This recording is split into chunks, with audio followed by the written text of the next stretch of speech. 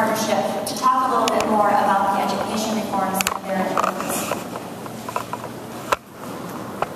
Thank you, Linda, and again let me add my thanks to all of you for being here. Except for children and parents, no one has a greater stake in the quality of our schools than the business community. Without a strong education system, we can't find the knowledgeable, skilled workers we need.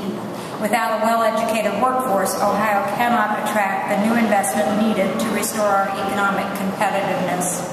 The Greater Cleveland Partnership has worked with a broad coalition of business leaders, educators, and civic organizations for the past year on education reform. Many of the school reforms in the state budget will advance our efforts and help us. As an advocate for Ohio's employers, I know firsthand the need for an educated workforce. Ohio spends 49% more than the national average on administration. Only 3 states spend less than Ohio in the classroom. The jobs budget puts the priority on students and excellent teachers by redirecting dollars where they'll do the most good, in the classroom. The jobs budget empowers parents with more choices to send children to the best performing schools and gives them a greater voice to help improve schools. As originally proposed, the jobs budget would evaluate and reward our best teachers through merit pay and bonuses. It helps them keep their jobs by eliminating seniority as the deciding factor in layoffs. 36 other states have abandoned seniority-based teacher retention. Unfortunately, the Ohio Senate deleted teacher evaluation from the budget. Ohio's many outstanding teachers deserve to have their accomplishments recognized. Race to the Top recognizes this, which is one reason it calls for teacher evaluations to be used to make effective decisions about raises, promotions, and retention. We are strongly urging the House Senate Conference Committee members to restore these vital education reforms to the budget. It is critical. And now it is my pleasure to turn the podium over to my good friend and the Vice President, Ohio Executive Director of one of Ohio's greatest champions of business, the National Federation of Independent Businesses, or NFIB, Roger Geiger. Thanks, Carol. I proudly stand here with my colleagues behind me today to announce our organization's strong support for the jobs bill, the jobs budget that is now being debated in the Ohio Senate. I stand here representing 24,000 small independently owned businesses from all 88 counties. This budget is transformational. Ohio's small business community is supporting this budget for really 2 broad reasons. Number 1, government is learning to live within its means. What a novel concept. Small businesses and individual families have been doing that for years. Small businesses and individuals can't simply raise income. I can't set my salary as an individual, and small businesses certainly can't just raise prices. They have to learn to live within means. And clearly over the last couple of years, families across this state and small businesses across this state have had to make some very difficult choices. Yes, they've had to make some painful choices. Yes, they've had to lay people off. Yes, they've had to change benefits. Yes, they've had to reorganize their businesses. And families have done many of those made those same difficult choices. And it's time that government does it too. And this bill clearly reflects that. It reflects that government is going to live within its means without raising taxes. What a novel concept. It's what every Ohioan has had to do over the last couple of years. We also very strongly support this budget because it's transformational. It is really evaluating from top to bottom what are some of the things that we can do differently. And yes, maybe even allow the private sector to get involved. Yes, maybe even find out that a little good, healthy competition in the bidding process might just get us the same value services at a lower cost, and I would submit to you, maybe even at a higher quality. All of that is embodied in this budget for the first time in my almost 30 years of being involved in state government. This is a truly transformational budget. Specifically within this budget, small business embraces 2 very key points. First is the elimination of the death tax. Some like to call it the estate tax, but it really is a tax on death. And there isn't a more egregious tax in this state on those people who create jobs and who grow businesses, small entrepreneurs and individuals. That is a huge disservice to them when they are ready to pass on their businesses to their family members, their children, their grandchildren. What's more American than that? And we are one of a very few number of states that still have a death tax. And we have the lowest threshold, only a little over $300,000. It is really a sin. It's a crime that we tax small businesses just at the very time that they're trying to transfer that business onto the second, third, and fourth generations. It's a tax on goods and services that have been taxed many times over. Small businesses have already paid property tax. They've already paid income tax. They've already paid sales tax. And now, upon transformation, you're asking them to pay one more time a death tax.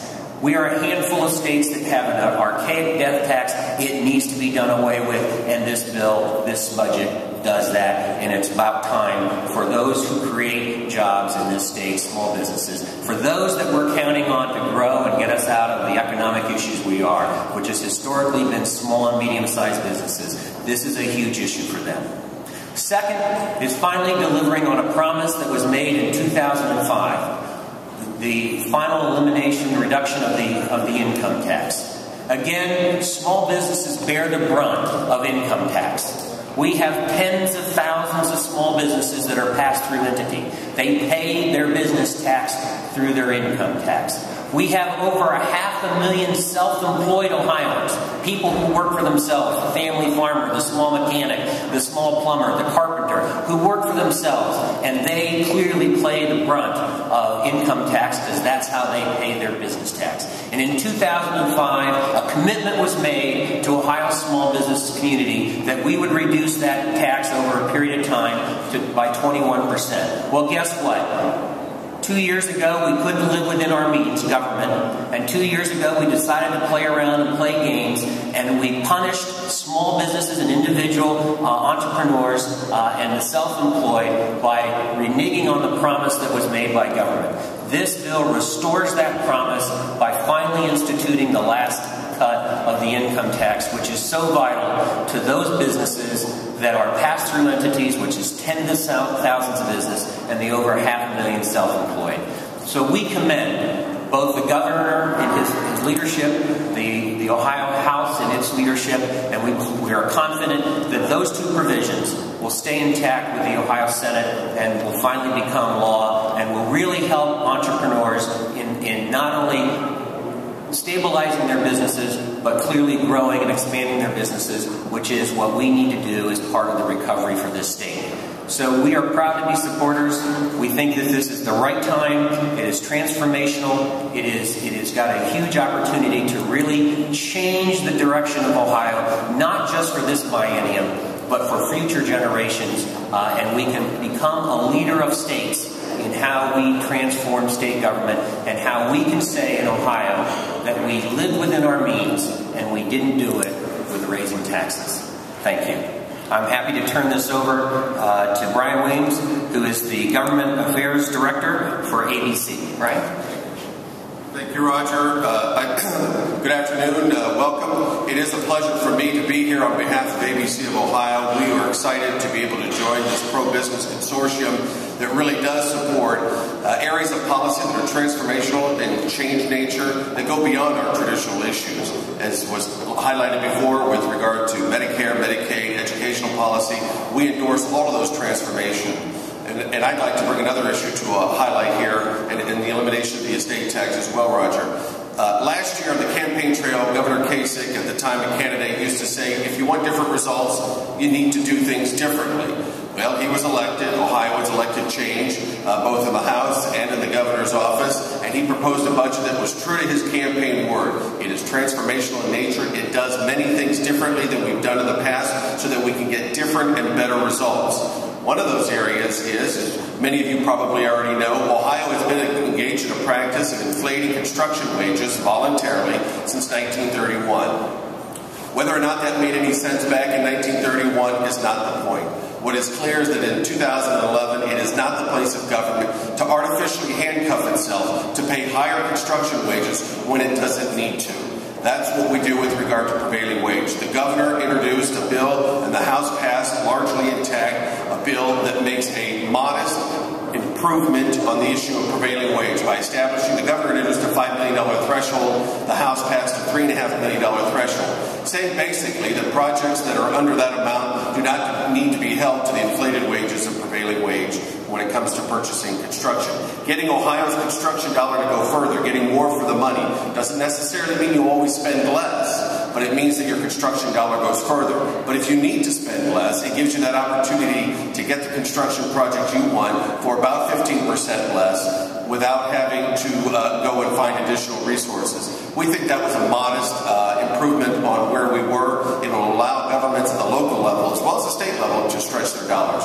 We urge the senators to resist the temptation to do as they have in the past, which is to incrementally change things almost to a minuscule amount. Take a bold step, return the threshold that the governor proposed to $5 million, and Ohio will be better for it. And Ohio will be a lot stronger for it in an employment situation as well as the fiscal stewardship that we show to local tax dollars, because if we do one other thing in addition to establishing a $5 million threshold, let's make prevailing wage permissive for all local government. That would be a bold change in addition to what is already in the House-passed version that would go the next step. Let local governments decide whether or not they want to voluntarily tax themselves, pay a higher construction cost, or if they want to choose the more fiscally prudent area of building without prevailing wage. Let that prevailing wage fight take not over here in Columbus, but take foot at the local government level. And I think you'll find that there are a lot of local government elected officials who are willing and ready to do the right thing and to stand up for the taxpayers in their area. We must applaud the governor and the House for passing the budget and the Senate's seeming willingness to continue the prevailing wage reforms that allow us to do away with the nuisance lawsuits, not law firms, but lawsuits. In 1985, Ohio established a law that allowed interested parties to sue on behalf of, basically to meddle in a case they have nothing to do with. It has provided an avenue for harassment lawsuits that operate as a hidden tax in our construction industry. Attorneys suing for these phony, unsubstantiated prevailing wage violations complaints. What happens? Construction companies have to build the cost of that litigation into future construction bids, not just public sector bids, but also private sector bids. And that then acts as a hidden tax. And I have to applaud the budget in its current form. The House has passed a good budget. The Senate seems very dedicated to actually even improving upon the ability to restrict these nuisance lawsuits, and that will also have a lessening of a cost of future construction projects in both the public and private sector. We couldn't agree more at ABC that if you want different results in Ohio, you have to do things differently. The proposal that's on the table with regard to prevailing wage is a modest step in the right direction. For 62 years, we've advocated that prevailing wage should go away entirely. The governor has taken a step in that direction, but not a huge step, just an important next step. And we're here today to encourage the senators to take that step with both the House and the governor. And I'd also like to encourage our friends who have taken that vote, who have taken that step, to hold strong in the conference committee and to stick to those principles that they aptly passed when they passed their budget some weeks ago. Again, it's a privilege to be here on behalf of ABC in Ohio. Our over 850 members, which probably represents, as best we can count, over 30,000 employees, to stand up at a podium with these other pro-business interest groups who represent tens of thousands of companies and working families. It's a thrill for us. And I think, I don't know that this has happened before, but it just goes to show you what a pivotal time we are, how close we are to getting a budget that can actually do things differently. But it's a big package, and it's easy to cherry pick different things and put them on the sidelines. The package is a strong step in keeping the promise the Governor Kasich campaigned on last year, which is doing things differently to get different and better results. I thank you for your attention. And I think I'm giving you back to Linda. Thank you. So, in conclusion, we are all standing here representing a large majority, if not most, of the job creators in our state. And we think this budget is about jobs, and that's why we created the Campaign for Jobs, and we are not going to stop until we totally reform the state and make sure that our economy has recovered so that every Ohioan can get a good job. We'd be happy to take any questions that you might have.